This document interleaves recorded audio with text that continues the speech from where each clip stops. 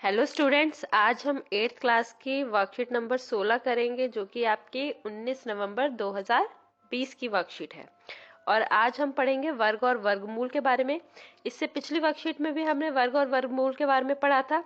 ठीक है, तो आज हमें यहाँ एक सारणी दी गई है, एक टेबल दी गई है और उसमें कुछ संख्याएं लिखी हुई हैं 0 से 9 तक। अब इसको गणितीय रूप यानी मैथमेटिकल फॉर्म में हम वर्ग लिख रहे हैं तो हम कैसे लिखेंगे? 0 का स्क्वायर। ठीक है, यानी कि इसको 0 का वर्ग भी पढ़ेंगे।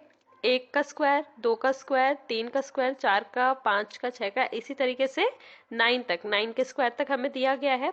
अब यहाँ पे आपको इनका वर्ग दिया गया है। ठीक है, जैसे ये 1 का स्क्वायर है, इसका मतलब क्या होता है आपका? 1 को 1 से गुणा करना। ठीक है, 2 का वर्ग का मतलब क्या है? हम 2 को 2 से गुणा करेंगे। 3 के वर्ग का मतलब 3 को 3 से गुणा करेंगे। इसी तरीके से आपको 9 तक दिया हुआ है, यानी 9 को 9 से मल्टीप्लाई करना है। तो 2 को 2 से गुणा किया तो 4, 3 को 3 से गुणा किया 9, 4 को 4 से गुणा किया 16। इसी तरीके से 5 का वर्ग कितना हो गया? 25, 6 का वर्ग आपका 36, 7 का वर्ग आपका 49, 8 का वर्ग 64 और 9 का वर्ग आपका 81। ये सभी आपको वर्ग दिए गए हैं। ठीक है, इसी तरीके से आपको यहाँ पर एक सारणी दी गई है। यहाँ पर भी आपको 11 से और 19 तक की संख्याएं दी गई हैं। इनका गणितीय रूप लिखा हुआ है 11 का स्क्वायर, 12 का स्क्वायर, 13 का स्क्वायर और ये इसी तरीके से 19 के स्क्वायर तक दिया गया है। अब देखिए 11 का स्क्वायर यानी कितना हो जाएगा? 121। आपने 12 को 12 से गुणा किया, 12 का स्क्वायर हो गया 144। इसी तरीके से हमने यहाँ सभी के वर्ग लिखे हुए हैं। ठीक है, अब आपसे यहाँ कहा गया है कि वर्ग संख्या के इकाई स्थान के अंक को अवलोकन करने के पश्चात हम पाते हैं कि सम संख्या का वर्ग सम संख्या ही होता है। ठीक है, जो उसका सम संख्या का वर्ग जब हम करते हैं तो जो हमें वर्ग प्राप्त होता है वो भी एक सम संख्या ही प्राप्त होगी, और विषम संख्या का वर्ग विषम संख्या ही होती है। यह पैटर्न सभी संख्याओं के लिए लागू होता है। तो आप इधर देखिए, एक क्या है? आपकी विषम संख्या है। ठीक है, आपने एक को एक से गुणा किया तो आपको एक मिला, विषम संख्या। दो क्या है? आपकी सम संख्या। दो का वर्ग कितना हुआ? 4। ये भी क्या है? सम। इसी तरीके से आप जितने भी नंबर देखेंगे, मान लीजिए 8, 8 क्या है? हमारा एक सम संख्या है, तो 8 का वर्ग 64 भी एक सम संख्या है। यहाँ पर देख लीजिए इस टेबल में 11 आपका विषम संख्या है, तो 11 का वर्ग 121 भी क्या है? एक विषम संख्या है। तो किसी भी सम संख्या का वर्ग हमेशा सम संख्या ही होगी और विषम संख्या का वर्ग आपका विषम संख्या आएगी। ठीक है, अब यहाँ पे आपको एक रिक्त स्थान दिए गए हैं। आपसे कहा गया है 31 का वर्ग। 31 का वर्ग यानी कि आपको 31 को 31 से गुणा करना है। ठीक है, 31 को 31 से गुणा करेंगे तो हमें मिल जाएगा 961। 57 का वर्ग कहा गया, यानी 57 को 57 से गुणा करेंगे तो हमें मिल जाएगा 3249। ये 57 का स्क्वायर हो गया। 64 का वर्ग यानी कि 64 को 64 से मल्टीप्लाई करना है तो हमें मिल जाएगा 4096। ठीक है, ये आ गए इन सभी के स्क्वायर, वर्ग आ गए इनके। आगे देखते हैं। आगे आपको दिया गया है कि यहाँ देखिए, जैसे 10 का स्क्वायर है, 10 दिया गया है तो 10 का स्क्वायर, तो इसमें कितने जीरो? 2 जीरो और बढ़ गए। ठीक है, 70 है तो 70 का वर्ग हमने किया, 70 को 70 से गुणा किया तो यहाँ पर भी क्या आ गया? 49 और आगे 2 जीरो। ठीक है, इसी तरीके से 200 का स्क्वायर करा है आपने तो 4 और उसके बाद 4 जीरो और। ठीक है, 300 का स्क्वायर और इसी तरीके से हमने 8000 का स्क्वायर। तो देखिए यहाँ दिया क्या गया है कि किसी संख्या के अंत में जितने शून्य होते हैं, ठीक है, तो वर्ग करने पर उस संख्या के अंत में 2 गुने शून्य आ जाते हैं। अगर आप यहाँ पर ये देखेंगे तो यहाँ 10 था तो जीरो कितने थे? 1 जीरो थे। जब हमने वर्ग किया तो वो जीरो कितने हो गए? 2 जीरो आ गए, डबल हो गए ना। 1 जीरो थे तो वर्ग करने पर 2 जीरो। ठीक है, इसी तरीके से 200 में कितने जीरो हैं? 2 जीरो हैं। जब हमने वर्ग करा तो डबल यानी कि 2 के दुगने हो गए 4, तो यहाँ देखिए 4 जीरो आ गए। ठीक है, तो जितने शून्य होंगे वर्ग करने पर वो डबल हो जाएंगे, दुगने हो जाएंगे। 8000 में देखिए कितने? 3 जीरो है। जब हमने वर्ग करा तो यहाँ पर ये कितने जीरो आ गए? 6 जीरो आ गए। ठीक है, तो वर्ग संख्या की अन्य विशेषता को जानते हैं। दो वर्ग संख्या के बीच में कितनी संख्याएं प्राकृत संख्याएं हैं जो वर्ग नहीं है, यानी कि जो दो वर्ग संख्याएं एक के बाद एक जो वर्ग संख्या आ रही है, जैसे कि मान लीजिए एक है, इसके बाद दो वर्ग संख्या नहीं होती किसी के, दो किसी का वर्ग नहीं है, तीन भी नहीं है, फिर 4 है, ठीक है। 5 इस तरीके से वर्ग नहीं है, 6 भी नहीं है, 7, 8 और उसके बाद फिर आएगा 9, ठीक है। तो ये क्या है, एक के बाद एक वर्ग संख्या है। अब इनके बीच में ऐसी कितनी संख्याएं जो वर्ग नहीं है, हमें वो पता करना है।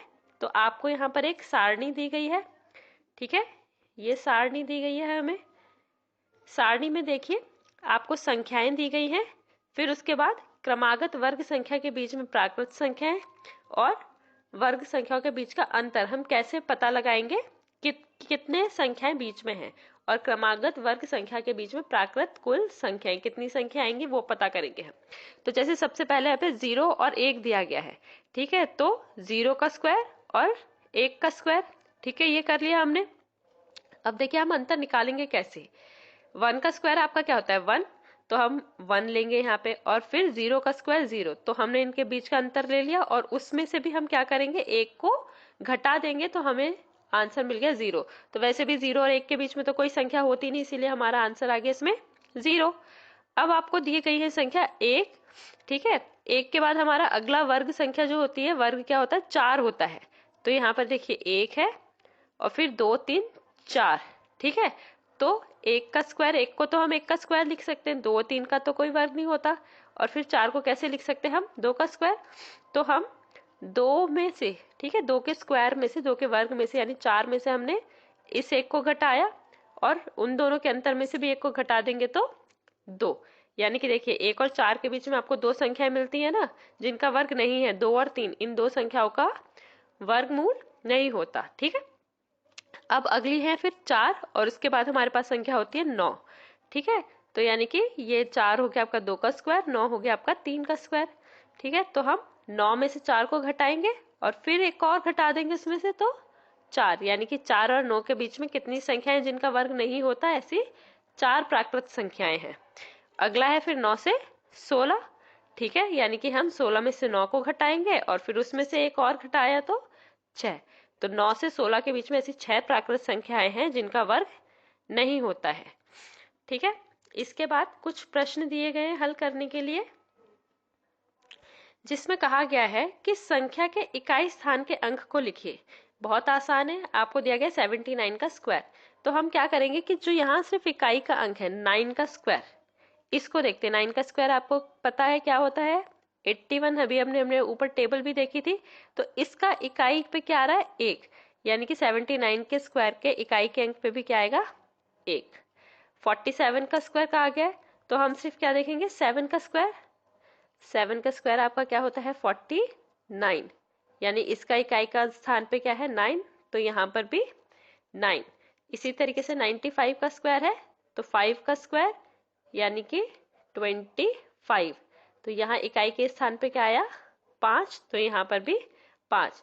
इसी तरीके से 86 का स्क्वायर, तो इकाई का अंक पे क्या है 6, तो 6 का स्क्वायर देखेंगे हम, ठीक है।